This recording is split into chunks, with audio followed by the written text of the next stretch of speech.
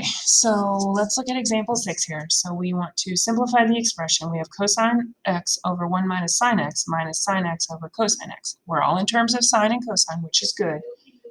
But we want to combine these together and get one fraction.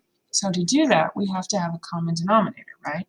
So this side has to get multiplied by this denominator. So we're going to multiply by cosine x on both of these.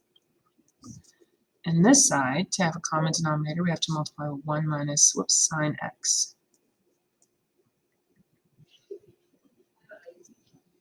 Okay, so I'm going to simplify each fraction first here. So we have cosine x times cosine x. We have cosine squared x over. Now, in our denominators, we don't really ever want to actually multiply this stuff, because we would have to then turn around and factor it, and what's the point? We just did more work than we had to do. Minus. Okay, so I'm going to multiply here. So we have sine x minus sine squared x over cosine x minus, sorry. Cosine x times 1 minus sine x. I almost did exactly what I told you not to do.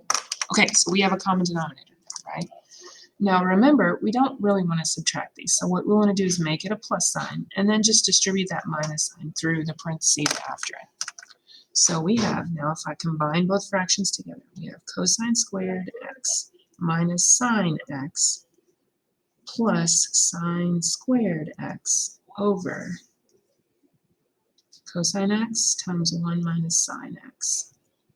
All right, so now we got to think about, we have all these terms, right? We got to simplify somehow. So we think about back to the first page. Looking at what we have here, is there anything we could replace it with? And yes, right? This first Pythagorean identity, the one we definitely need to memorize. Sine squared theta plus cosine squared theta equals 1. So even though these aren't right next to each other, cosine squared x and sine squared x, they do, the sum of those is 1. Right? So we have 1 minus sine x over cosine x times 1 minus sine x. What's the good thing about this? These two are going to cross off, right? So we are left with 1 over, I forgot an x with that. 1 over cosine x, which is the same as secant x. So there's not a lot of number stuff right now with this stuff. It's a lot of manipulation. That's all it is. We're just manipulating this to do what we want it to do. And we use those basic trig identities on the first page to get it done.